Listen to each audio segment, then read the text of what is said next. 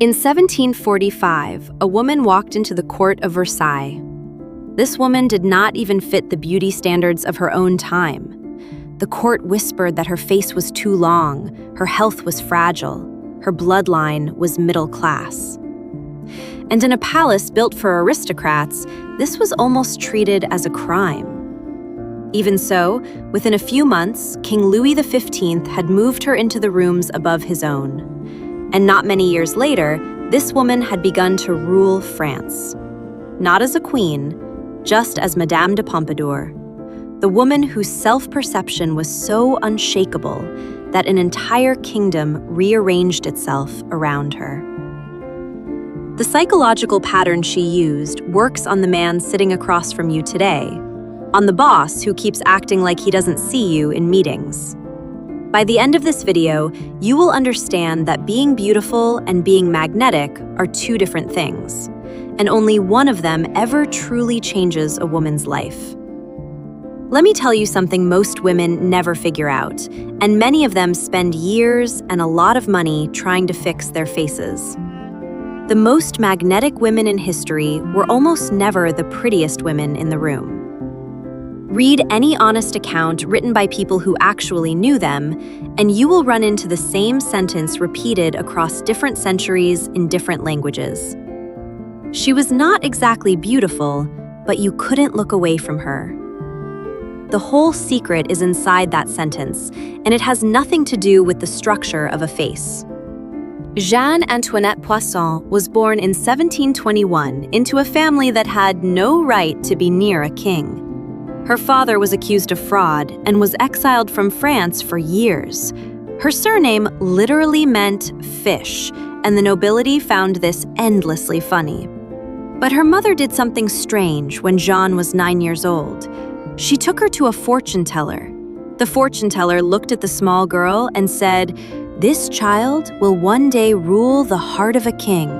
And her mother believed it so fully that she raised Jeanne as if it were already true. She taught her daughter not to be pretty, but to be unforgettable. When Jeanne grew into a young woman, she had a quality that confused everyone who met her. She was never the most beautiful woman in any room she walked into. Court painters had a hard time with her, because in person, she had a presence that was very difficult to capture on canvas. People wrote that she made you feel like you were the only person in the room. At a time when the king was bored, sunk in sadness, surrounded by women all racing to win him over, suddenly this woman walked in, dressed as a huntress, and behaved as though she had no need of him at all. When she finally allowed him to catch her, she moved into Versailles, and from that moment on, she did what no royal mistress had done before her. She became the king's closest political advisor. She chose his ministers, she negotiated with foreign powers, and even after their physical relationship ended a few years later, she stayed by his side for another 20 years, because by then, the king could no longer function without her. The real beauties of the court were furious. Everything she didn't have, they had.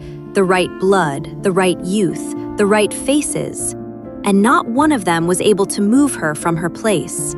One of them wrote in a private letter that Pompadour must have put a spell on the king. But she had not put a spell on anyone. The world had simply not yet decided who she was. She had decided it for herself. 200 years before science would prove her right, Pompadour had already understood this thing.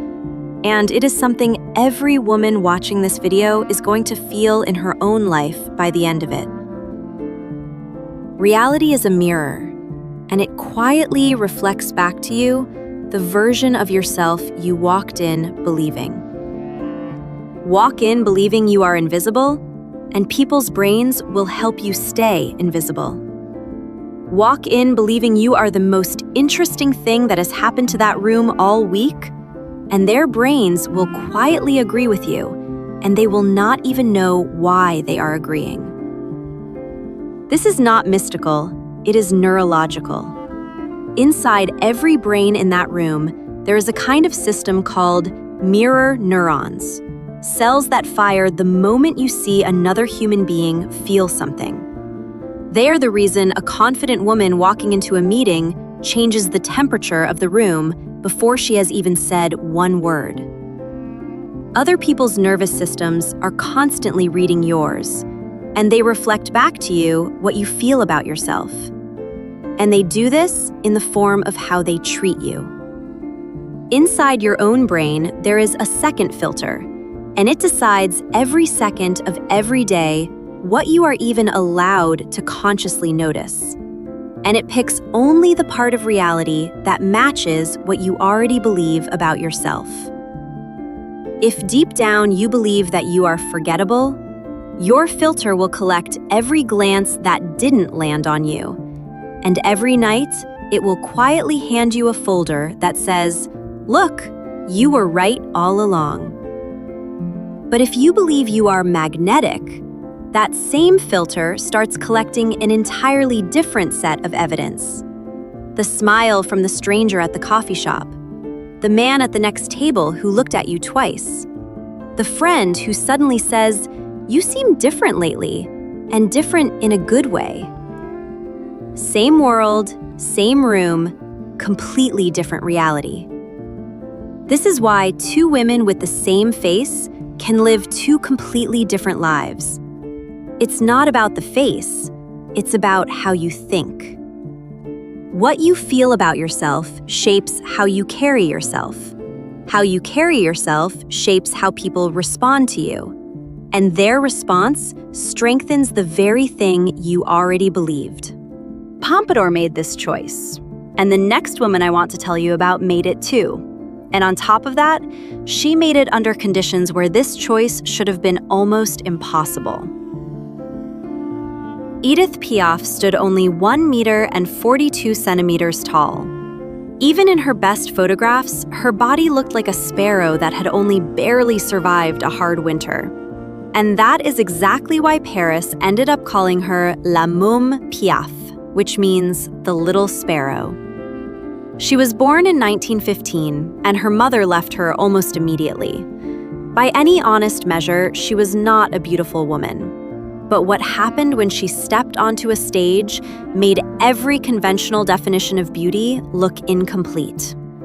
When Edith Piaf walked onto a stage in a plain black dress with no makeup and stood completely still under one single spotlight, the most beautiful women in Paris would lean forward in their seats and forget to breathe. Marlene Dietrich, who at the time was considered one of the most beautiful women alive, said about Piaf that her face is not beautiful, but you want to be her. The boxer Marcel Celdon, who was the love of her life, left his wife and children for her. Yves Montand used to say that his entire career and his self-confidence had been built on the way Piaf looked at him at their first meeting, as if he were already someone important. When journalists asked her how she was able to do this, she would give answers so simple they almost came across as rude. She would say, "I sing what I am. I do not pretend to be small. I am not small." She had decided who she was, and the world arranged itself around her decision.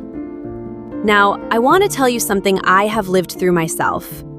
When I was about 24 years old, I was sitting alone in a cafe, watching two women at the next table. One of them was, in terms of her looks, breathtakingly beautiful.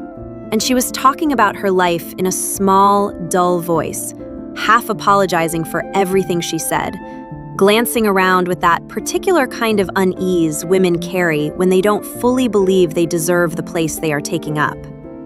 The other woman, in a single word, was not beautiful.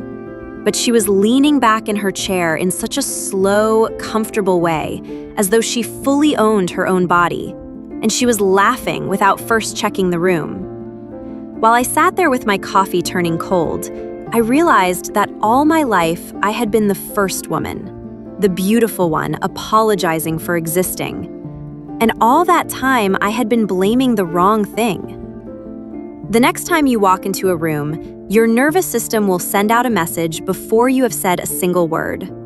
That message will be either, "I belong here," or "I am sorry I came here." And whichever one you send, you will receive it back, multiplied, from every person already in the room.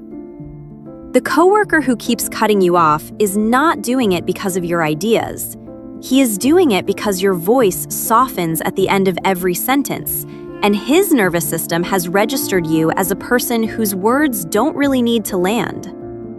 The man who isn't replying to your messages the way you want isn't doing it because of your face.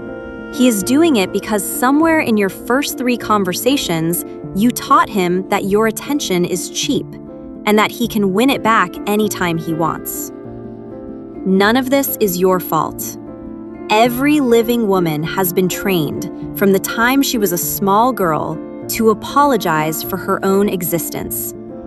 But now, today, this week, the decision is yours. Pompadour was not the most beautiful woman in Versailles. Piaf was not the most beautiful woman in Paris. They were the women who decided, and the world accepted their decision because no one else was offering it a stronger one.